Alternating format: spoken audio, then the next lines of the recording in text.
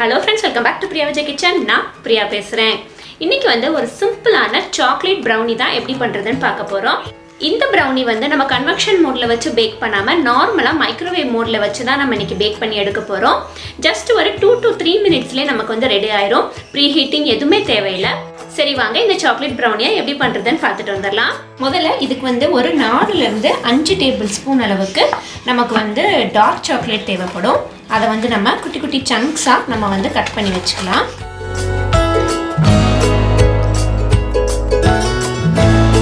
இது ஒரு 4லேருந்து 5 table spoon அளவுக்கு இருக்கும். இதை நம்ம இந்த மிக்சிங் பவுலில் சேர்த்துக்கலாம். அடுத்து இதோட ஒரு 3 டேபிள் ஸ்பூன் அளவுக்கு பட்டர் சேர்க்க போகிறோம். கரெக்டாக ஒரு 3 டேபிள் ஸ்பூன் சேர்த்துக்கலாம். 1 டேபிள் ஸ்பூன், 2, 3. அடுத்து இதை ஒரு 30 செகண்ட்ஸ் நம்ம மைக்ரோவேவ் பண்ணி எடுத்துக்கலாம். ஜஸ்ட் பட்டர் மெல்ட் ஆனால் போதும். அதோட நம்ம சாக்லேட்டை கலந்து விட்டோம்னா சாக்லேட் நல்லா உருகி ஒன்று போல் கலந்துரும். சரி, இப்போ மைக்ரோவேவ் பண்ணிடலாம். ஸோ இந்த அளவுக்கு ஜஸ்ட் பட்டர் மெல்ட் ஆனால் போதும். நெய்யாக உருகிராமல் பார்த்துக்கோங்க. கரெக்டாக 30 செகண்ட்ஸ் மட்டும் வைங்க, சரியாக இருக்கும். இப்போ இதை நல்லா நம்ம மிக்ஸ் பண்ணி விட்டுறலாம். சாக்லேட்டும் பட்டரும் நல்லா மிக்ஸ் ஆகட்டும். இப்போ நல்லா மிக்ஸ் பண்ணியாச்சு. இதோட அடுத்து நம்ம 4 டேபிள் ஸ்பூன் சுகர் சேர்க்க போகிறோம். 1, 2. இது நார்மலான சீனியை நான் மிக்சியில் போட்டு பவுடர் பண்ணி வச்சுருக்கிறேன். ஈஸியாக கரைஞ்சிரும் அப்படிங்கிறதுக்காக. ஸோ இதோட 4 டேபிள் ஸ்பூன் ஆச்சு. நல்லா மிக்ஸ் பண்ணி விட்டுக்கலாம். இந்த மாதிரி ஈஸியாக கரைஞ்சிரும் இல்லையா, அதுக்காக தான் நான் பவுடர் பண்ணி எப்பயுமே பவுடர் பண்ணி சீனியை சேர்த்துக்கிட்டோன்னா உங்களுக்கு ஈஸியாக இருக்கும். அதே மாதிரி இல்லைன்னா உங்களுக்கு கிரானுலேட்டட் சுகர்னு சொல்லுவாங்க, ரொம்ப பொடுசாக இருக்கும். அதை நீங்கள் வாங்கினா கூட உங்களுக்கு இந்த மாதிரி பவுடர் பண்ணணும்னு அவசியம் இல்லை. சூப்பராக ரெடி ஆகிடுச்சு.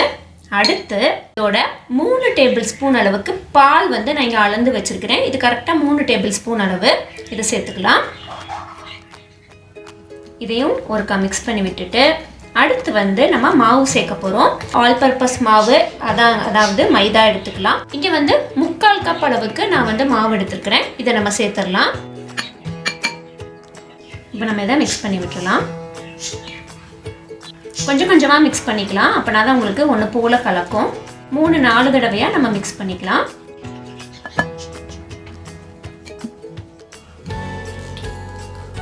அவ்வளோதான், எல்லா மாவையும் போட்டு மிக்ஸ் பண்ணியாச்சு.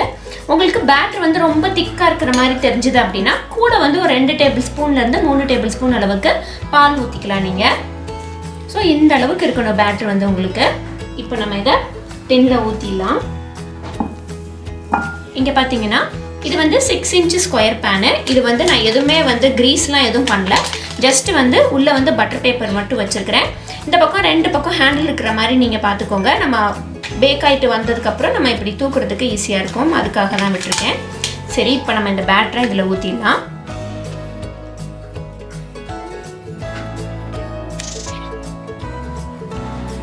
மேலே கொஞ்சமாக சாப் பண்ண டார்க் சாக்லேட் நம்ம சேர்த்துக்கலாம்.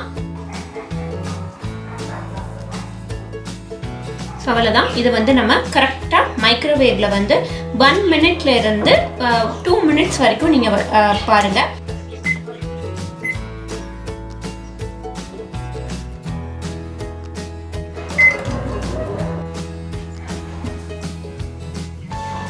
ஸோ சூப்பராக பேக் ஆகிடுச்சு. இதை அப்படியே கொஞ்சம் நேரம் ஆற விட்டுடலாம். ஒரு 15 மினிட்ஸ் நம்ம ஆற விட்டுட்டு அப்புறம் நம்ம சாப்பிடலாம். உங்களுக்கு சூடாக சாப்பிடணும் அப்படின்னு நினச்சிங்கன்னா இதுலேயே அப்படியே நீங்கள் ஸ்பூன் போட்டு சாப்பிடலாம். அப்படி இல்லை ஆற விட்டு நான் கட் பண்ணி சாப்பிடணும் அப்படின்னு நினச்சிங்கன்னா ஒரு 15 மினிட்ஸ் ஆற விட்டுட்டு நம்ம அதுக்கப்புறம் இதை அப்படியே தூக்கணுன்னா வந்துடும் உங்களுக்கு. இது ஒரு 15 மினிட்ஸ் ஆறட்டு. இப்போ 15 மினிட்ஸ் ஆகிடுச்சு. இப்போ நம்ம இதை எடுத்துடலாம். ஸோ இந்த மாதிரி ஈஸியாக எடுக்க வரதுக்காக தான் நான் இந்த பக்கம் 2 பக்கமும் பேப்பர் விட்டு நான் உங்களை வைக்க சொன்னேன். ஸோ இப்போ நம்ம இதை அப்படியே எடுத்து இதில் வச்சிடலாம்.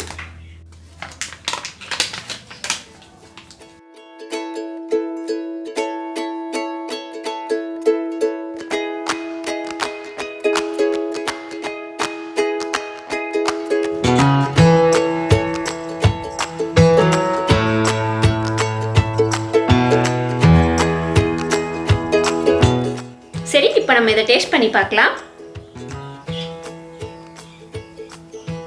சூப்பராக பேக் ஆகிருக்குது. நமக்கு ஈவினிங் டைமில் டக்குன்னு வந்து பிள்ளைங்க கேட்குறாங்க அப்படின்னா நம்ம உடனே செஞ்சு கொடுக்கறதுக்கு இது வந்து ரொம்ப ரொம்ப ஈஸியான ரெசிபி. இது வந்து நம்ம எந்த ப்ரீ ஹீட்டிங் எதுவுமே தேவையில்லை. ஜஸ்ட் மைக்ரோவேவ் ஆப்ஷன் யூஸ் பண்ணிவிட்டு நம்ம இதை வந்து செஞ்சு முடிச்சிடலாம். நீங்கள் வந்து கன்வெக்ஷன் அவன் இல்லை ஓடிஜி அவன் இல்லை அப்படின்னா கூட நீங்கள் நார்மலாக மைக்ரோவேவ் யூஸ் பண்ணி நம்ம இந்த ப்ரௌனியை நம்ம ஈஸியாக செஞ்சிடலாம். சாப்பிட்டு பார்க்கலாம்.